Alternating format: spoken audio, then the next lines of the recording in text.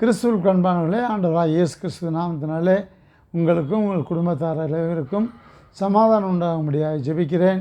9 மாதங்கள் உடல்நிலை சரியில்லாமல் இருந்து தற்போது கர்த்தர் கொடுத்த கிருபையின்படி பலத்தின்படி இந்த ஊழியத்தை டாம் 7 டிவி ஊழியத்தை தொடர்கிறேன். எனக்காக தொடர்ந்து ஜெபித்துக் கொள்ளுங்கள். கர்த்தர் உங்களை ஆசீர்வதிப்பாராக. ஒரு பாடலை கேட்போம்.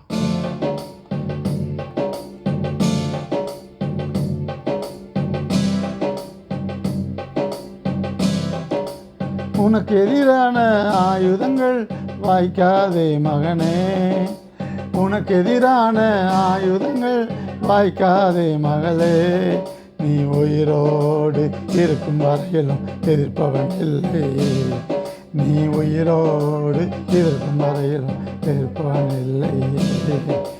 உனக்கு எதிரான ஆயுதங்கள் வாய்க்காதே மகனே, உனக்கு எதிரான ஆயுதங்கள் வாய்க்காதே மகளே, உன்னை நான் காப்பாற்றி அடிக்கடி தண்ணீர் பாய்ச்சிடுவேன், உன்னை நான் காப்பாற்றி அடிக்கடி தண்ணீர் பாய்ச்சிடுவேன், இரவினிலும் பகலினிலும் சேதமில்லாமல் காத்திடுவேன், இரவினிலும் பகலினிலும் சேதமில்லாமல் காத்திடுவேன், உன்னை கொண்டு மலைகளையும் குன்றுகளை நான் தகர்த்திடுவேன், உன்னை கொண்டு மலைகளையும் குன்றுகளை நான் தகர்த்திடுவேன், நீ உயிரோடு இருக்கும் வரையிலும் எதிர்ப்பவன் இல்லை, நீ உயிரோடு இருக்கும் வரையிலும் எதிர்ப்பவன் இல்லை.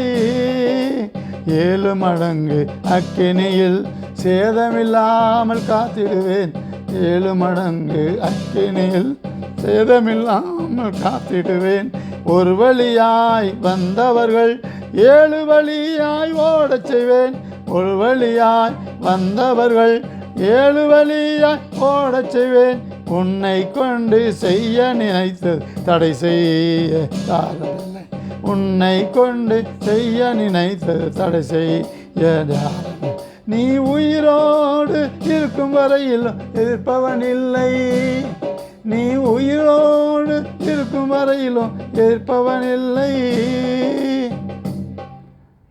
வேதத்திலிருந்து ஒரு வசனத்தை வாசிக்க கேட்போம்.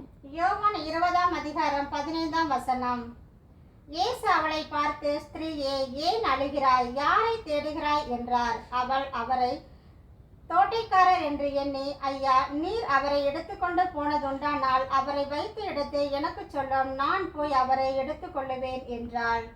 இயேசுவானவர் உயிர் தெழுந்த பிறகு அவரை சுகந்த வர்க்கமிடும்படி மரியாள் செல்லுகிறாள். செல்லும்போது அதிகாலையிலே செல்லுகிறார்கள். இன்றைக்கி கோயிலுக்கு காலைல 8 மணின்னா சரி 9 மணி பிரசங்கத்துக்கு போகணும்னு நினைக்கிறோம். ஆனால் தேவனை தேடுவதிலே ஆர்வம் தேவை. ஆர்வம் இல்லாமல் தேடினால் ஆசீர்வாதம் குறைவு. அவர் அதிகாலையிலே போகிறாள், அங்கே தேடுகிறாள். அங்கே இயேசு வருகிறார். இயேசு என்று அவளுக்கு தெரியவில்லை. அநேக சமயங்களில் நம்முடைய வாழ்க்கையிலே நம் பக்கத்தில் இயேசு இருக்கிறார், ஆனால் யாரோ என்று சொல்லி நாம் அவரை நினைவு கூறுவதில்லை. உங்களை சுற்றி ஆபத்துகளோ விபத்துகளோ பலவீனங்களோ வரும்போது உங்களுக்கு அருகாமையிலே இயேசு வருவார்.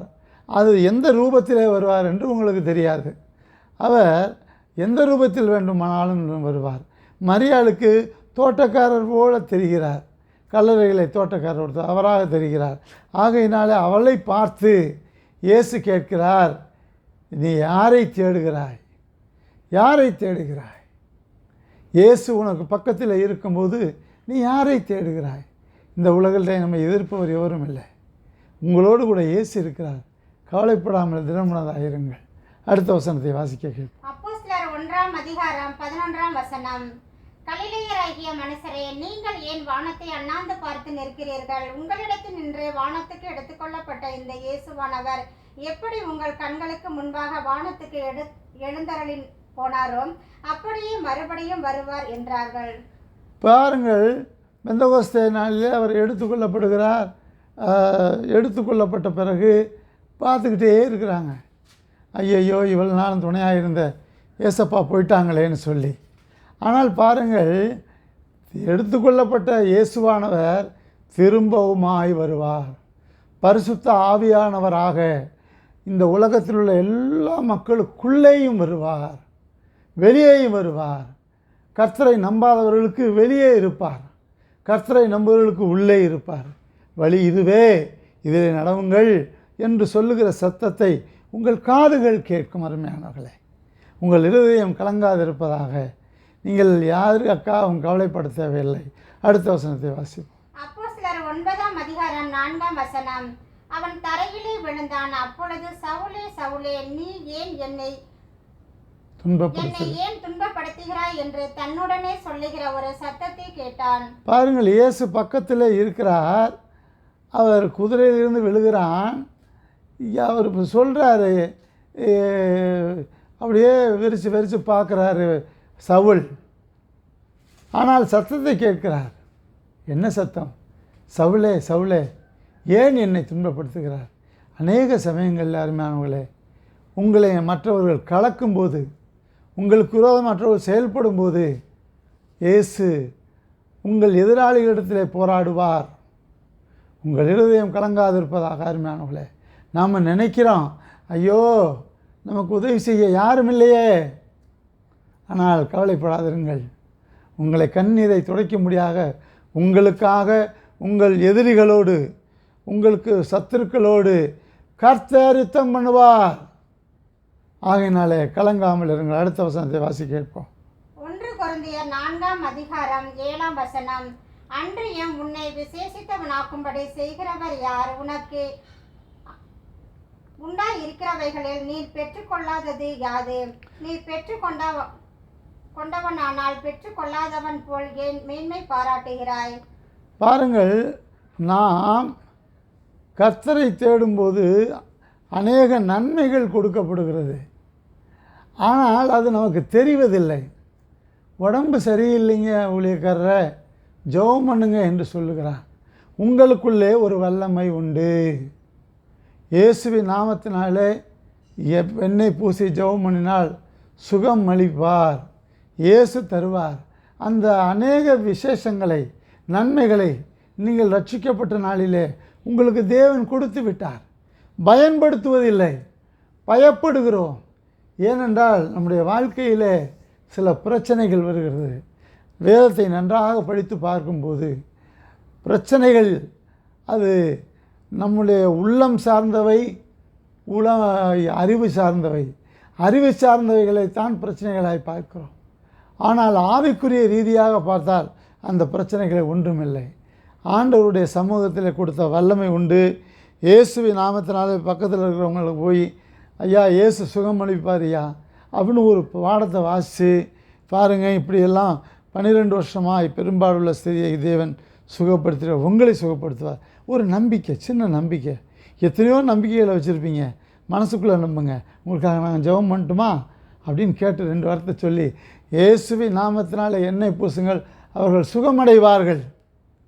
இந்த வல்லமையை கொடுத்திருக்கும்போது ஏன் பயப்படுகிறாய்? அடுத்த வசனத்தை வாசிக்கிறோம். 1 கொரிந்தியர் 6ஆம் அதிகாரம் 7ஆம் வசனம். நீங்கள் ஒருவரோடு ஒருவர் வழக்காடுகிறது எவ்விதத்திலும் குற்றமாய் இருக்கிறது. அப்படி செய்கிறதை விட நீங்கள் ஏன் அநியாயத்தை சகித்துக் கொள்ளுகிறதில்லை? ஏன் நஷ்டத்தை பொறுத்து கொள்ளுகிறதில்லை? பாருங்கள், இன்றைக்கி சண்டைக்கு வந்தால் மன்னிக்கிற மனப்பான்மை இல்லை. சொந்த சகோதரனை மன்னிக்காதவர்கள் இருக்கிறார்கள், சொந்த சகோதரியை பகைக்கிறவர்கள் இருக்கிறார்கள். அருமையானவர்களே, அப்படிப்பட்டவர்கள் பரலோகம் செல்ல முடியாது.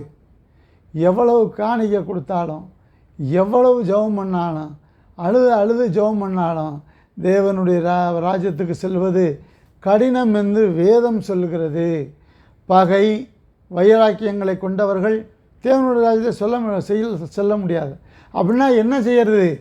அவங்க துரோகம் பண்ணிட்டாங்க, அவங்கள்ட்ட போய் பேசுங்க, இது செய்தது எனக்கு ஏற்புடையதல்ல, என் வாழ்க்கைக்கு ஏற்புடையதல்ல, அதனால் தயவு செய்து செய்யாதீங்கன்னு சொல்லுங்கள்.